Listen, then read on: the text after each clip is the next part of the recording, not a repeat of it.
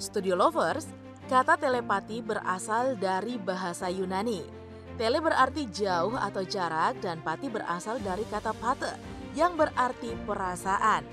Istilah ini diciptakan pada tahun 1882 oleh seorang peneliti cenayang Prancis, Frederick W. H. Myers, pendiri American Society for Physical Research, ASPR. Nah, cenayang atau telepati berarti kemampuan untuk berkomunikasi dengan orang yang berada di tempat jauh tanpa menggunakan indera fisik atau alat komunikasi ilmiah lainnya. Di dalam dunia metafisika, kemampuan tersebut digolongkan ke dalam ESP atau Extrasensory Perception. Konsepnya adalah adanya proses penghantaran gelombang elektromagnetik berfrekuensi rendah antara satu pikiran dengan pikiran yang lain.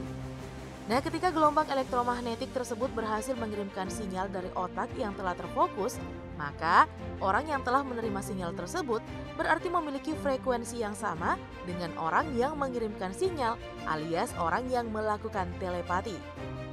Nah, hebatnya, Laboratorium Penelitian Komando Pengembangan Kemampuan Tempur Angkatan Darat Amerika Serikat berhasil membedakan sinyal otak dan mengembangkan teknologi telepati. Ingin tahu seperti apa sih teknologi telepati yang dikembangkan oleh Amerika Serikat? Nah, sebelum kita lanjut, seperti biasa, yuk tekan dulu ya tombol subscribe dan aktifkan juga lonceng notifikasinya agar kamu tidak ketinggalan info menarik dari Studio Langit. Stulovers, konsep telepati adalah adanya gelombang elektromagnet berfrekuensi rendah yang saling terhubung antara satu pikiran dan pikiran lain. Lewat alat yang dipersenjatai dengan algoritma dan matematika yang kompleks ini, Pusat Pengembangan Tempur Angkatan Darat Amerika berhasil membedakan dan mengidentifikasi sinyal otak medium penghantar telepati. Bahkan lebih jauh lagi, bisa menghilangkan sinyal otak lain yang dianggap tidak relevan. Dr. Hamid Krim, seorang manajer program di kantor riset Angkatan Darat, berpendapat bahwa teknologi telepati ini pada akhirnya dapat memberi tentara Amerika Serikat keunggulan di garis depan. Betapa tidak, dengan alat ini koordinasi antar pasukan akan berjalan seirama. Bahkan dalam diam pun tentara bisa saling bercakap-cakap.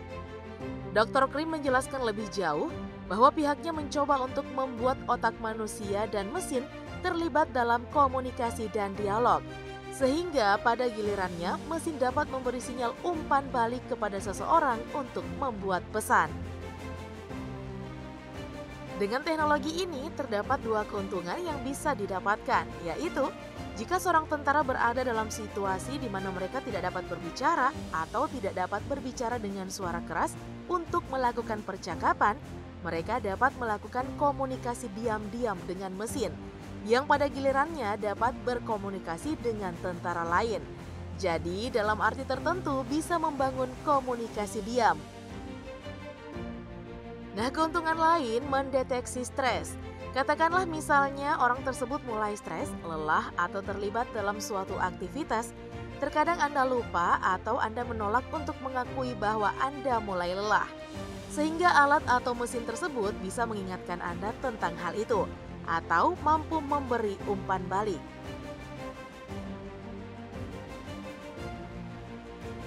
Lalu kapan ya alat ini akan tersedia? Sayangnya nih belum ada kepastian. Alat itu masih terus dikembangkan.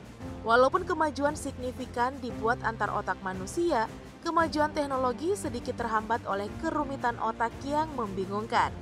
Dasar neurologis untuk kondisi emosional masih jauh dari pemahaman.